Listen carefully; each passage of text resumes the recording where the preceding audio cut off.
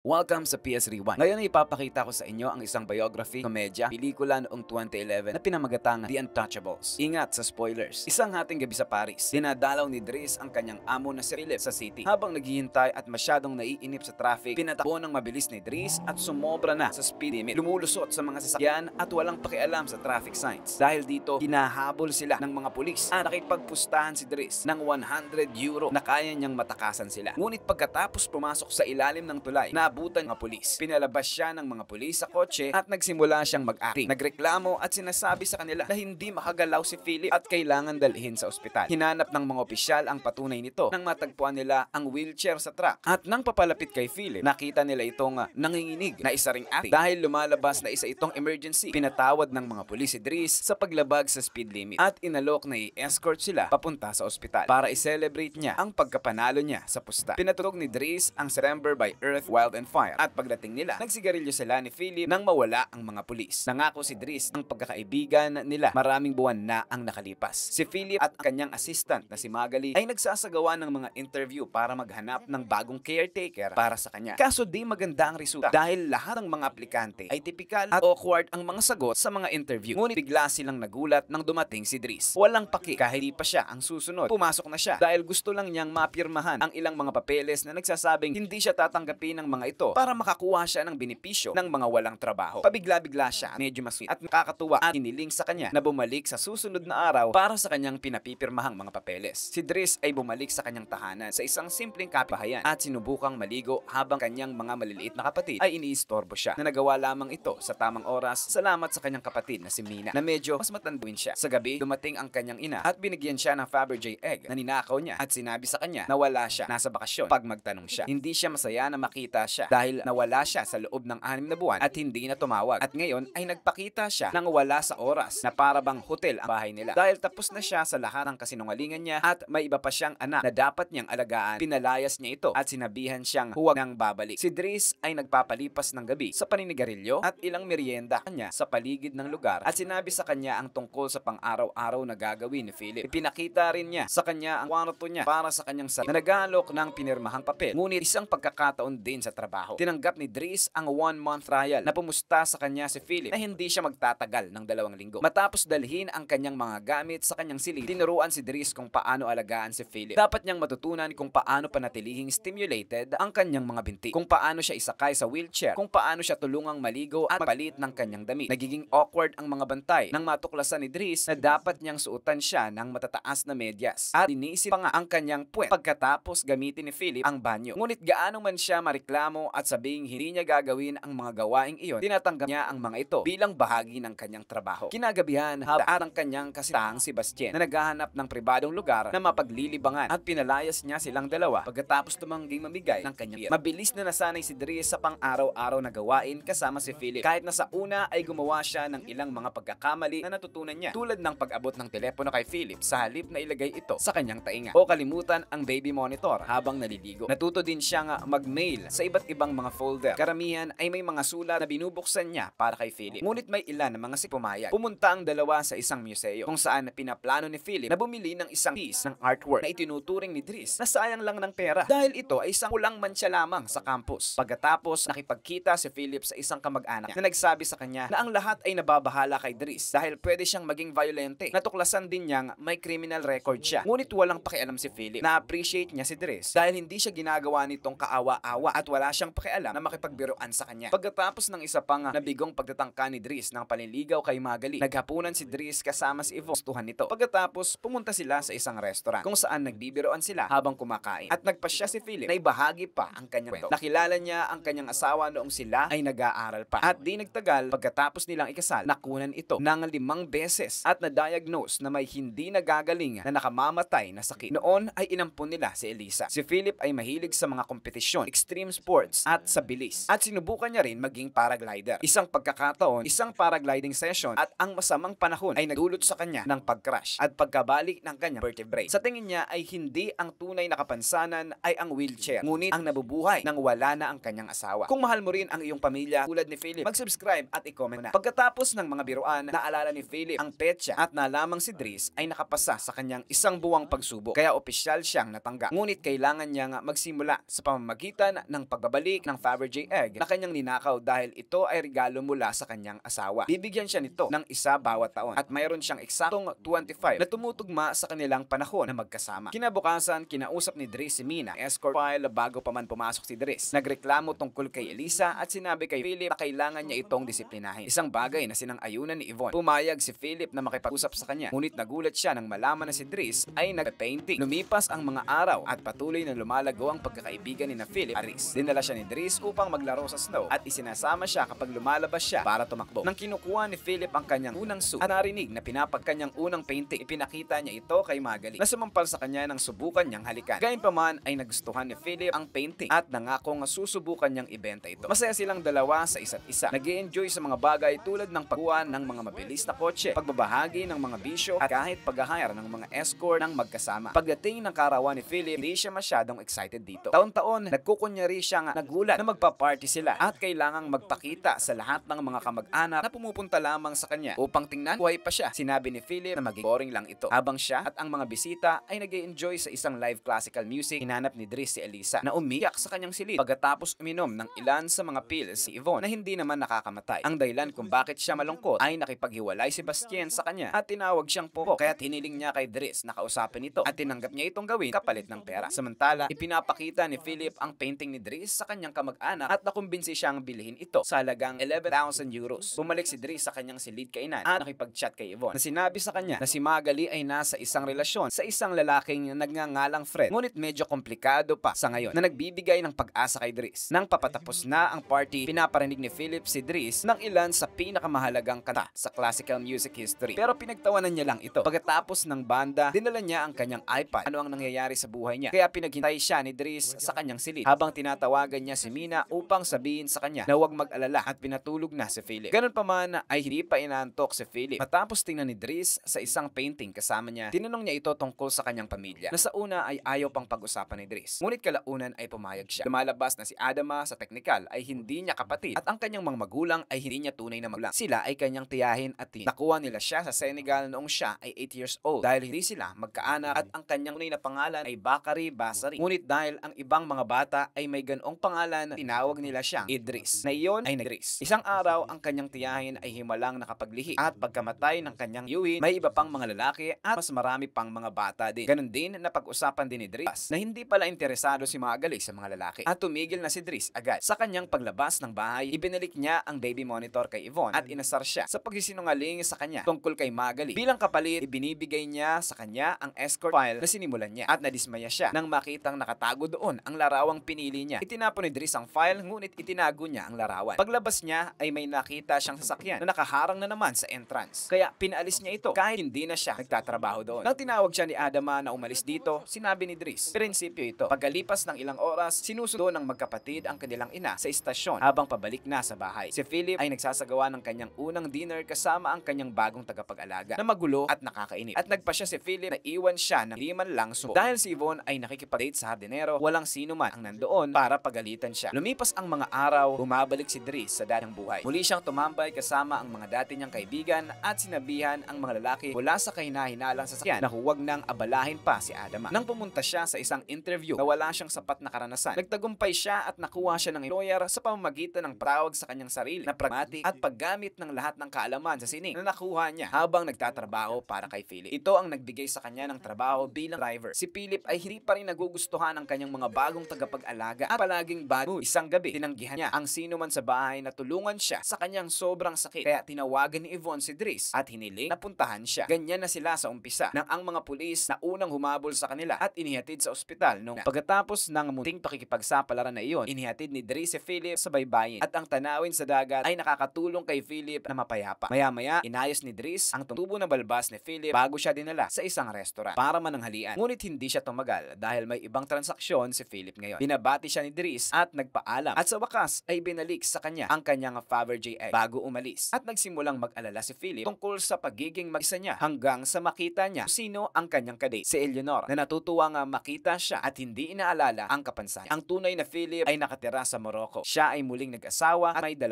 anak na babae. Ang tunay na Dries na tinatawag na Abdelias Mincela ay may sariling kumpanya na at may asawa rin at may 3 anak. Ang dalawa ay patuloy na naging matalik na magkaibigan hanggang ngayon. Kung may mga kaibigan ka, mag-subscribe at i-on ang notification para makapanood ka ng marami pang mga kwento katulad nito. Salamat sa panonood.